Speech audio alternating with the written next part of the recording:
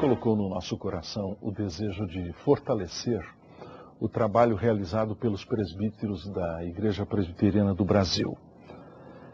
Quando pensamos no nome que distingue a nossa igreja como denominação evangélica e bíblica, imediatamente vem à nossa mente o fato de que abraçamos um governo eclesiástico que se distingue por nosso entendimento das Escrituras como governo presbiterial. Somos presbiterianos. Nem sempre o entendimento do que seja o governo presbiterial está claro em nossa mente. Por esta razão, a Secretaria Executiva do Supremo Concílio da Igreja Presbiteriana do Brasil decidiu organizar um curso, através das palestras aqui apresentadas, no sentido de preparar melhor os oficiais da nossa igreja e aqueles que aspiram o presbiterato na Igreja de Jesus Cristo. Foi por isso que convidamos líderes presbiterianos de reconhecida competência e saber, que exercem o seu ministério pastoral e presbiterial entre nós, marcado por um testemunho de sua dedicação ao Senhor Jesus Cristo. O reverendo doutor Alderi Souza de Matos, historiador de nossa igreja, doutor em História da Igreja. O reverendo doutor Augustus Nicodemos Lopes, chanceler da Universidade Presbiteriana Mackenzie, doutor em Novo Testamento. O presbítero Solano Portela, presbítero da Igreja Presbiteriana do Brasil, mestre em teologia. O reverendo Cláudio Marra, editor-chefe da Casa Editora Presbiteriana. O reverendo doutor Mauro Meister, doutor em Antigo Testamento. O reverendo doutor Heber Carlos de Campos, doutor em Teologia Sistemática. E eu, reverendo Ludgero Bonilha Moraes, doutorando em Teologia Contemporânea. A primeira parte de nossas palestras tratará das características bíblicas do presbiterato. Lembrando que esta liderança na Igreja de Jesus Cristo foi chamada a ser uma liderança pastoral, uma liderança compartilhada, uma liderança masculina, uma liderança qualificada e uma liderança serva. A segunda parte tem a ver com a estrutura da liderança baseada nas Escrituras. A terceira parte trata dos textos bíblicos que falam dos mais diferentes aspectos da vida e ministério dos presbíteros na igreja.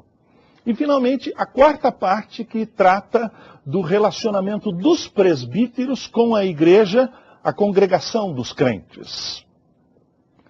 Vendo a importância que as Escrituras colocam no trabalho realizado pelos oficiais da igreja e o destaque dado quanto ao lugar destes homens na vida da comunidade eclesial, entendemos ser da mais alta importância a preparação destes para que exerçam com eficiência, com dedicação e consagração o seu ministério como presbíteros. A experiência de muitos e o entendimento de vários outros é que os presbíteros têm unicamente o papel como parte de um conselho administrativo na igreja, tendo sido roubada de muitos a ideia de que os presbíteros em colegiado foram chamados ao pastoreio da igreja. Não são poucos que na prática pensam a respeito dos presbíteros como uma espécie de policiais da igreja, ou conselheiros do pastor. Outros têm a ideia de que estes são os que controlam aqueles que irão trabalhar.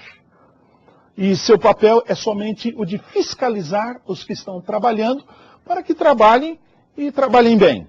São poucos hoje os que têm a ideia de que os presbíteros estão envolvidos pastoralmente na vida do povo de Deus, chamados inclusive a pregar e ensinar a palavra de Deus.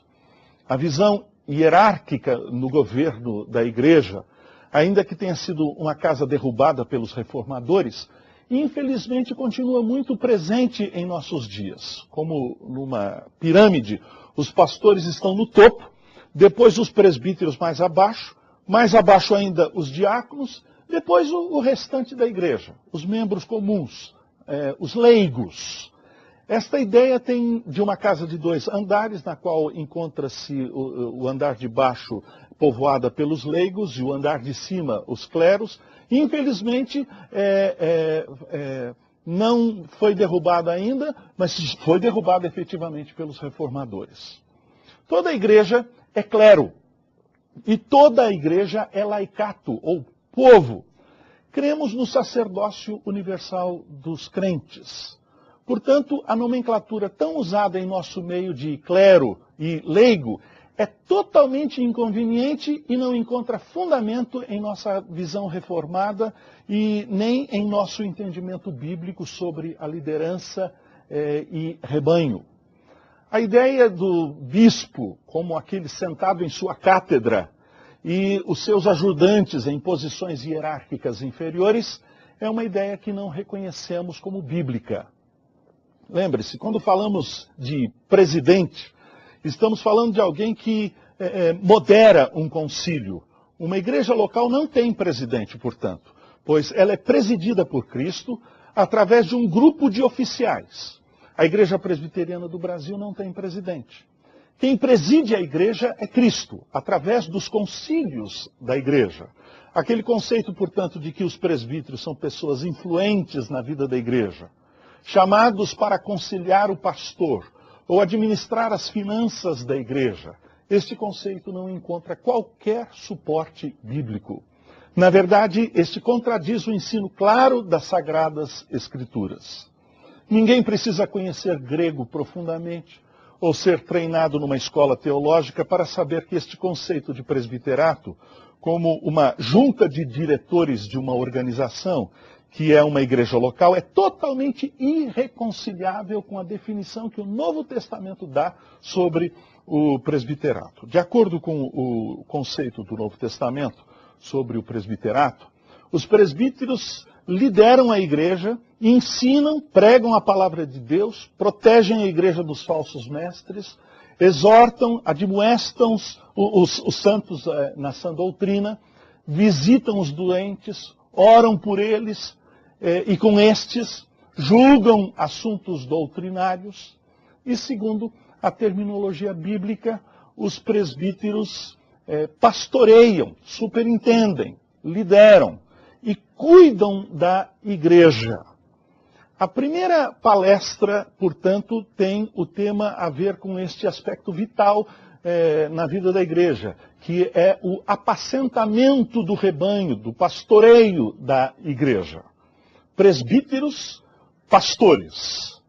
A imagem bíblica, portanto, de um pastor cuidando do seu rebanho, permanecendo ali junto ao seu rebanho por longas horas, de tal forma a se assegurar da segurança de suas ovelhas, guiando-as às águas cristalinas, cuidando daquelas ovelhas que estejam fracas, buscando as perdidas, as desgarradas, curando as feridas e doentes, é uma imagem preciosa e rica.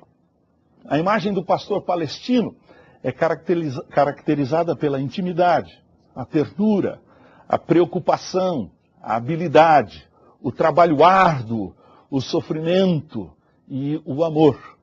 O antigo professor do Instituto Bíblico de Londres, o professor Derek Tidball, lembra em seu livro sobre uma mescla sutil de autoridade e cuidado, tanto quanto firmeza e ternura, tanto quanto coragem como conforto.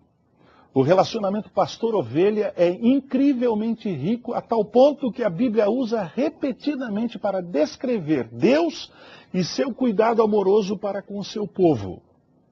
Um dos salmos mais amados das Escrituras, Davi, o pastor que se tornou rei, escreveu: "O Senhor é o meu pastor, nada me faltará. Deitar-me faz em verdes pastos, guia-me mansamente às águas tranquilas." A Bíblia também usa a imagem do pastor para descrever o trabalho daqueles que lideram o povo de Deus, conforme está em Ezequiel, no capítulo de número 34.